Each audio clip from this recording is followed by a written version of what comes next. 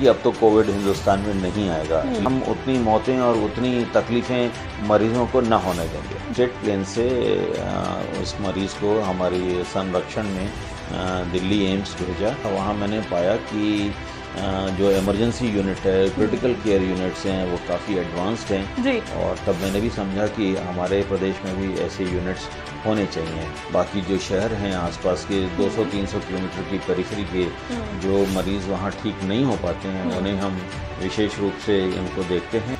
नमस्कार, मैं हूं साक्षी राय और आप देख रहे हैं खरी बात न्यूज़। बहुत बहुत स्वागत है फिर से खरी बात न्यूज़ की खास चर्चा आमने सामने में। और खरी बात न्यूज़ में आज एक खास मेहमान हमारे साथ हैं। डॉक्टर राजेश भागचंदानी हैं, एपिक्स हॉस्पिटल भोपाल में है, ओल्ड भोपाल में है और हमारे साथ वो आज मौजूद हैं। उनसे सीधे बात करेंगे, उनके बारे में जानेंगे, एपिक्स हॉस्पिटल के बारे में जानेंगे और कुछ खास मुद्दों पर भी चर्चा करेंगे। सर, बहुत बहुत स्वागत है खरी बात न्यूज़ में आपका। जी, बहुत बहुत शुक्रिया। जी, सबसे पहले तो आपसे पूछना चाहूंगी सर, एपिक्स हॉस्पिटल एक ऐसा हॉस्पिटल है भोपाल का जो काफी समय से जो है चल रहा है और लोगों को दूर दूर से यहाँ पर लोग जो अपनी इलाज लेने आते हैं। आपसे इलाज लेने का काफी लोगों को ये भी रहता है कि जो इलाज काफी डॉक्टर्स नहीं कर पाते हैं वो आप सर्विसेज प्रोवाइड करते हैं। तो सर, इसके बारे में जानना चाहेंगे कि मेन विजन क्या है आपका एपिक्स हॉस्पिटल का? विगत 25 वर्षों से हम ये अस्पताल चला रहे हैं और हमारे अस्पताल में मैं मेडिसिन विभाग देखता हूँ और मेडिसिन विभाग में ही मैं इमरजेंसी एंड क्रिटिकल केयर का हेड भी हूँ और मेरे साथ सर्जिकल और ट्रॉमा केयर विशेषज्ञ भी हैं, ऑब्स्टेटिक्स एंड गायनेकोलॉजिस्ट हैं, पीडियाट्रिशियन हैं। लगभग सारी मल्टी स्पेशलिटीज़ हमारे साथ में हैं। जी। जब से मैं पढ़ रहा था गांधी मेडिकल कॉलेज से मैंने अपना पोस्ट ग्रेजुएशन की शिक्षा प्राप्त की है। जब से मैं पढ़ रहा था तब से मैंने यह अनुभव किया कि हमारे प्रदेश में सन 90 के दशक में हमारे पास काफ़ी सुविधाएं नहीं थीं, जिसके अभाव में कई मरीज़ अपना दम तोड़ देते हैं। बिल्कुल। तो उन्हीं को मद्देनज़र रखते हुए मेरे दिमाग में आया क्यों ना इस इमरजेंसी एंड क्रिटिकल केयर में ही अपना कदम आगे बढ़ाया जाए। उन दिनों कई स्पेशलिटीज़ की कंपटीशन हो रहा था, लेकिन मैंने इसे ही चुना क्योंकि एक ऐसे मरीज़ को जो आखिरी सांसों और धड़कनों के लिए तरस रहा हो, उनको मदद करने में, उनके लिए कुछ प्रयास करने में वाकई में जो एक अच्छे एहसास और खुशी की जो अनुभूति होती है, उससे बढ़कर कोई सुख नहीं है। बिल्कुल सर, जैसे कि आपने कहा कि आप हर तरीके के, आपके यहाँ जो है स्पेशलिस्ट्स भी हैं, आप लोग हर तरीके के इलाज करते हैं। तो सर, कोविड के टाइम पर काफ़ी दिक्कतें लोगों को आई। उस टाइम पर हमने बहुत ही भयावह स्थिति जो है देश की देखी। सर, उस टाइम पर कैसे मैनेज किया इतना बड़ा हॉस्पिटल संभालना? बहुत पेशेंट्स आए होंगे, बहुत सीरियस केसेस भी आए होंगे। कोविड के टाइम पे स्थिति का जो जिक्र किया जाए उससे आप सभी लोग अवगत हैं। उस समय अफरा तफरी और मिसमैनेजमेंट और प्रिपेयर्डनेस नहीं थी।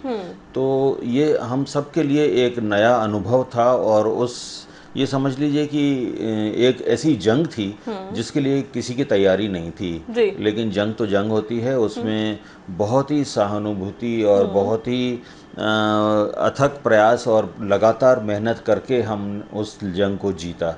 और उस वक्त काफ़ी कमियां थीं, जैसे ऑक्सीजन की कमी रहती थी, वेंटिलेटर्स कम पड़ गए थे। पहले तो हमारे पास वेंटिलेटर्स खाली पड़े रहते थे, उतने मरीज़ नहीं होते थे। हर अस्पताल जो है जितने पेशेंट्स की ज़रूरत होती थी उससे अधिक वेंटिलेटर्स और स्टाफ रखता था। लेकिन ये जो सैलाब आया, इसमें वेंटिलेटर्स की और वर्किंग हैंड्स की, स्टाफ की काफ़ी कमी पड़ गई। मास्क और पीपी किट्स की कमी पड़ गई, जो प्रदेश सरकार ने हमको काफ़ी मदद करी और उसके बाद हम इन मरीज़ों को अच्छे से अच्छी सुविधा देने में काफ़ी सफल हुए। क्योंकि वेंटिलेटर्स में हम पिछले 25 साल से पायनियर रहे हैं और हमने ही इस सुविधा को भोपाल में सन 98 से शुरू किया था। तो इसलिए वेंटिलेटर्स किस मरीज़ को कैसे लगाना है, उनकी रेस्पिरेटरी केयर कैसे करनी है, उनके रेस्पिरेटरी के कॉम्प्लिकेशंस क्या आने हैं, कोविड के क्या कॉम्प्लिकेशंस आने हैं, इनसे हम काफ़ी अवगत थे। और मेरा रोल इसमें यह भी था कि इन सबको मॉनिटर करना था। 24 घंटे हमें इनको टीवी कैमरास के ज़रिए या कभी खुद जाके भी उनको मरीज़ों को मिलना पड़ता था, उनके हौसला अफजाई करनी पड़ती थी। ऑक्सीजन की कमी रहती थी, ऑक्सीजन का राशनिंग होती थी। तो उन सब चीज़ों से जूझते हुए किसी तरह हमने कोविड की पे विजय पाई और उसके लिए हम सबके आभारी हैं। बिल्कुल सर, उस समय के दौर से हम जैसे तैसे निकल कर आए हैं, लेकिन अभी फिर से सरकार का ये कहना है, और हम चाइना में भी देख रहे हैं, ब्राजील में भी देख रहे हैं कि बहुत ज़्यादा जो है वहाँ पर मौतें हो रही हैं इसी वजह से, कोविड की वजह से, नई लहर की वजह से। तो अब वापस से आपको क्या लगता है कि ये जो बातचीत चल रही है, इससे इंडिया को कोई डर है? देखिए, कोविड जो है एक तरह का वायरस है और वायरस ड्रिफ्ट हो सकता है। लोग कितनी भी बात कहें कि अब तो कोविड हिंदुस्तान में नहीं आएगा, लेकिन जंग होती है, सैलाब सुनामी होता है और हमें उसके लिए तैयार रहना चाहिए। मैं नहीं समझता हूँ कि अब अगर इस तरह की कोई लहर आती भी है तो हमें कोई परेशानी नहीं होनी चाहिए, क्योंकि पहले हमें परेशानी इसलिए हुई कि हम में से कोई भी इस तरह की जंग के लिए तैयार नहीं था। बिल्कुल। अब हमारे पास काफ़ी प्रिपेयर्डनेस है, हर प्रदेश में, हर डिस्ट्रिक्ट में, हर अस्पताल में ऑक्सीजन के तमाम प्लांट हैं और उस कोविड में हर तरह के कर्मचारी, हर लेवल के नर्सिंग स्टाफ, हर तरह के डॉक्टर्स उस तरह की ट्रेनिंग अब पा चुके हैं। मेरे ख्याल से अब प्रिपेयर्डनेस काफ़ी ज़्यादा है, तो हम समझते हैं कि हम उतनी मौतें और उतनी तकलीफ़ें मरीजों को न होने देंगे। बिल्कुल।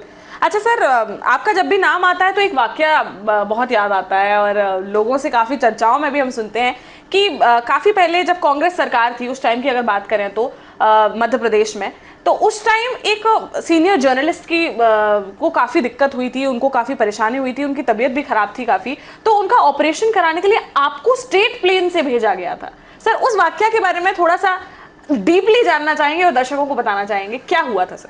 इतना समय है अपने? बिल्कुल बिल्कुल, आप बताएं।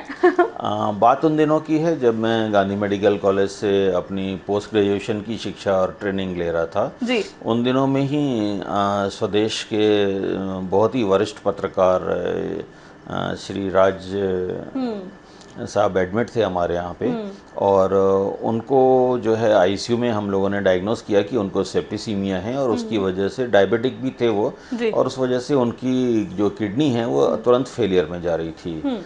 आलम यह था कि उनको हीमोडायलिसिस की ज़रूरत थी और 90 के उस दशक में हमारे यहाँ हीमोडायलिसिस की उतनी अच्छी सुविधा उपलब्ध नहीं थी जी। तो और उनके उसको स्वास्थ्य को देखते हुए कई कंसल्टेंट्स को बाहर से भी बुलाने की कोशिश की गई, लेकिन ख़राब मौसम के वजह से, फ़्लाइट्स कैंसिल होने की वजह से वो विशेषज्ञ यहाँ आ नहीं पा रहे थे। और विशेषज्ञों के आने का फ़ायदा इसलिए भी नहीं था कि वो उस तरह की ट्रीटमेंट यहाँ दे नहीं सकते थे। तो इसलिए तत्कालीन जो उस समय जो सरकार थी उन्होंने स्टेट प्लेन से उस मरीज़ को हमारी संरक्षण में दिल्ली एम्स भेजा और मैं उनके साथ में उनको एस्कॉर्ट्स करके जब वहाँ पहुँचा तो वहाँ मैंने देखा, वहाँ मैंने पाया कि जो इमरजेंसी यूनिट है, क्रिटिकल केयर यूनिट्स हैं, वो काफ़ी एडवांस्ड हैं और तब मैंने भी समझा कि हमारे प्रदेश में भी ऐसे यूनिट्स होने चाहिए। बस उसी दिन से एक सपना था कि एक दिन मेरा भी ऐसा यूनिट हो और हम यहाँ तक आ गए। तो अब आपने बना लिया। जी। चलिए सर, ओपीडी की क्या मेन सर्विसेज हैं आपके यहाँ की? ओपीडी हमारे यहाँ सभी तरह की, जनरल मेडिसिन, सर्जरी, सारी फैकल्टीज़ की ओपीडी है।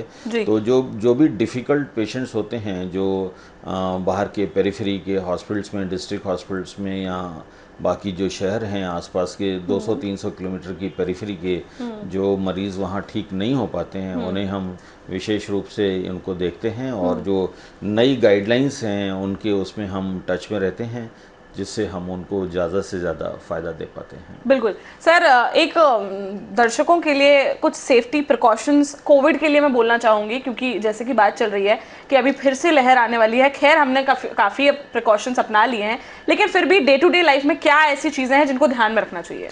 देखिए, जब भी कोविड की कोई लहर आती है तो सभी का ये कहना होता है कि सरकार ये नहीं कर रही है, सरकार वो नहीं कर रही है, लेकिन मेरा यह कहना है कि हमें अपनी सुरक्षा ज़रूर करनी चाहिए। हमें भीड़ भाड़ वाले इलाकों में जाने से बचना चाहिए। हमें कंजेशन, शादी वगैरह के माहौल में, वहाँ जहाँ बहुत ही क्लोज स्पेस में बहुत ज़्यादा लोग हैं, वहाँ नहीं जाना चाहिए। सेफ्टी और दूरी बनाए रखना चाहिए। मास्क का उपयोग अभी भी करना चाहिए, ग्लव्स अभी भी आपको पहने रहना चाहिए, क्योंकि ज़रूरी नहीं है कोविड एक उससे भी स्ट्रांग वायरस या उससे भी कमज़ोर वायरस हमको ग्रसित कर सकता है। बिल्कुल। और बीमारी तो किसी को भी अच्छी नहीं लगती है। वो आपका जो पेशा है, आपके कमाने की जो तरक्की है, उसको ज़रूर असर करती है। जी। तो अपनी सुरक्षा ज़रूर करें। जी। सरकार अपने लेवल पे अपने कदम उठाई रही है। बिल्कुल। चलिए, तो आज जो है एपेक्स हॉस्पिटल के डॉक्टर राजेश भागचंदानी हमारे साथ थे और तमाम मुद्दों पर चर्चा करी। बढ़िया बढ़िया कुछ आपको वाक्य भी सुनाए उनकी लाइफ में, उनने किस तरीके केस हैंडल किए हैं। आज के लिए फिलहाल इतना ही, लेकिन आपको ये एपिसोड कैसा लगा ये हमें ज़रूर बताएं। इसके अलावा अगर आप और कुछ सवाल इनसे पूछना चाहते हैं तो हमें कमेंट बॉक्स में कमेंट करके ज़रूर बताएं। चैनल को सब्सक्राइब करना, बेल आइकॉन को दबाना और फेसबुक पर हमें फॉलो करना बिल्कुल ना भूलें। आज के लिए फिलहाल इतना ही। देखते रहिए खरी बात साक्षी राय के साथ। नमस्कार। नमस्कार।